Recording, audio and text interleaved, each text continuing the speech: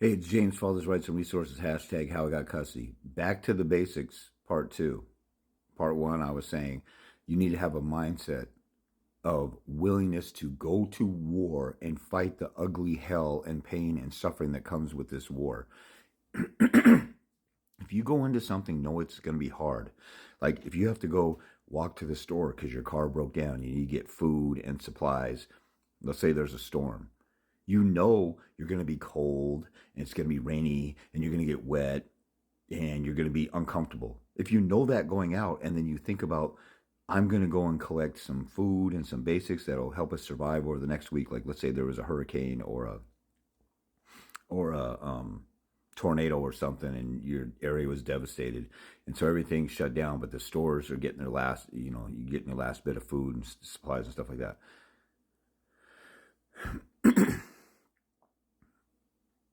If that's, you could do that, or you can say, oh my God, I got to go to the store and I got to walk like a mile and then I got to carry this stuff back and it's going to hurt.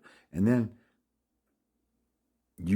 just your mentality of dreading the battle of going to the store and coming back and not thinking, or just like with anything else in life, you're working out and you're eating less and you're going through pain and suffering and your body's getting used to changing your appetite and all this other stuff, and you're getting into a habit of doing something.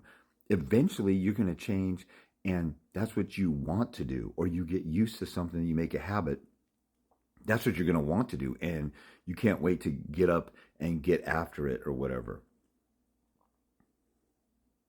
And especially because you have an end goal in sight. We're going to have food to survive and water and milk and eggs and whatever you use to make stuff and survive. If you don't have that mentality, you're not going to endure this stuff. If you go through hell in court, it's gonna suck. You're gonna suffer. But if you know you're going through hell and you expect it and you're listening to stuff, people have been watching me for 6 months, a year, or 2 years, and they keep doing stupid stuff that defies what I'm saying. And they call me up and say, "Oh, I got trial tomorrow. Help me. I didn't listen to anything you say. Can you help me now?" It's probably too late. But if you dive in and give some kind of effort, it'd be better than doing nothing. But why would you not go through that? Because if you do this wrong, you will suffer hell with your kids until they're 18. And if you got kids who are 1, 2, or 3, you got 15, 17 years of hell because you sign away your rights because you just want it to go away, because you got your mind made up. This is uncomfortable. I got other things to do. I want to go to the bar and watch football with my friends. And I'm so used to having a comfortable life. It's time to grow up and be a man and grow some balls. And the more you go all out right from the gate, the better chance you have of this case getting over with faster. Instead, you drag it out. Let me be nice. Let me play games.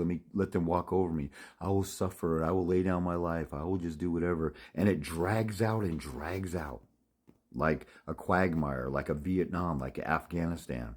Instead, you got to act like it's Hiroshima and drop a big bomb. So you need that mentality.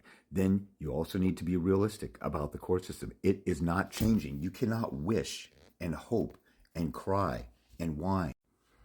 So you got to be realistic about the court system. It's not changing. So stop wishing and hoping and praying that it's going to change to cater to you. It kind of goes in line with the first one. You're a warrior going to war. You're a king who lost his kingdom, just like in The Lion King. A traitor within the family killed off the patriarch, the king of the jungle. Mufasa was killed. Simba ran away, and it was time for Simba to come back. They needed him. The whole, animal kingdom was ruined, or the jungle and the pride and the area that he was in was ruined because somebody that wasn't their rightful place tried to take over. And a lot of you guys, the woman is trying to take place, the queen is trying to be the king, and she's willing to take somebody out or kill somebody, including you, to take your kingdom. And you should act like it's your kingdom. So this gets into part 3. Know who you are. You are the king of that kingdom. Your children need you. And you should walk into court. How dare you have the audacity to tell me my kids don't need me or only need me to be there every other weekend or supervised visitation. You have to change your mentality of who you are.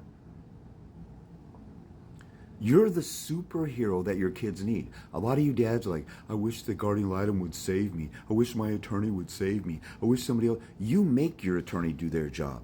If you're dumb enough to stick with an attorney, at least be smart enough to make the attorney do their job and use them as a tool. The attorney's your mouthpiece. Like I was saying with the guy I talked today, I was telling him, how do you not know what the mother's paperwork says? How do you not know what her argument was? It's your case. You're being accused of something. How did you not read her declaration? I had to pull it out of him that, and again, this is a failed consultation. This usually doesn't happen. The guy was mad that I told him, you went 20 minutes over and stole 20 minutes of my time, or I'm trying to wrap it. I didn't say he stole it, but he got mad and he hung up, and then he said, I'll never talk to you again. His loss. He just showed his own stupidity. So I gave him his money back. I don't even want anything to do with somebody like that.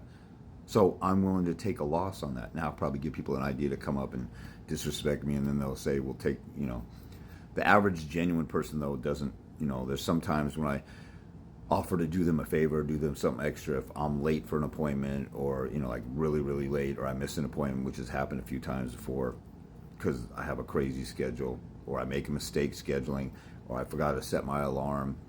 That's happened. But you're still getting a steal. So if you're still going to shit on me after you took time from me. But anyway, the guy didn't even know the paperwork or what the mother was asking for. All he knew is he showed up in court. He trusted his attorney to do everything. That means you're not proactive enough to be on top of your case. So, number one, mentality, you got to have warrior mentality. Number two, you got to be realistic and stop the wishful thinking. Number three, and then a part of the warrior mentality, you got to be willing to set aside your life and sacrifice your life and just drop everything. Just think about this. This year will go by of your divorce case or custody case kind of fast, and then you have the rest of your kid's life that's affected by how you fight now.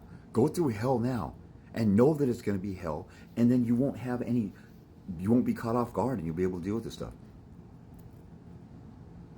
And know who you are, and know that that includes that you're the only person who gives a shit about your kids, and the only person that's willing to fight for them. So why are you trusting a whole bunch of other people?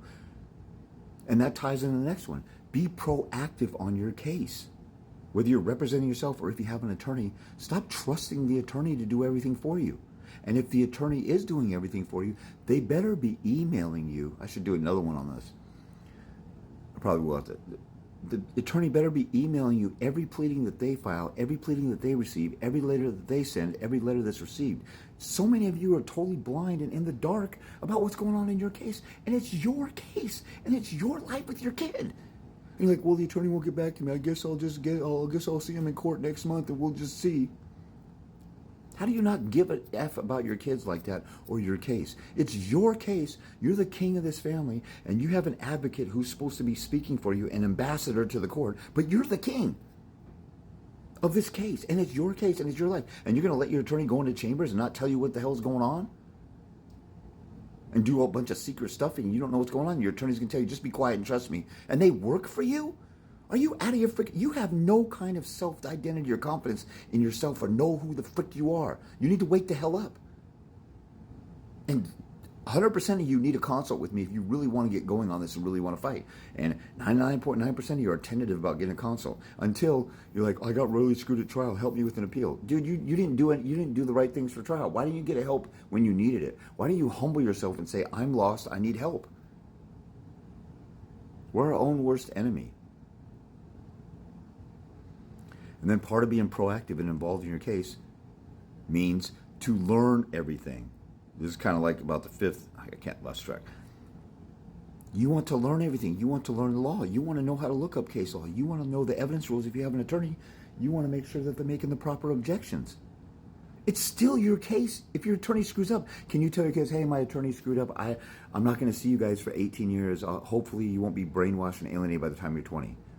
This is your case now. Seize the moment now and rescue your kids and stay on top of it and learn everything. Just as if your kid had some rare disease, you would study that disease and get information and watch YouTube videos and all this other stuff.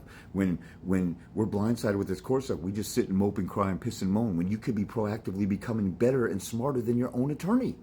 I got clients who, their attorneys are amazed at the stuff that they know. They end up doing most of the work on the case. Learn everything and be willing to learn everything.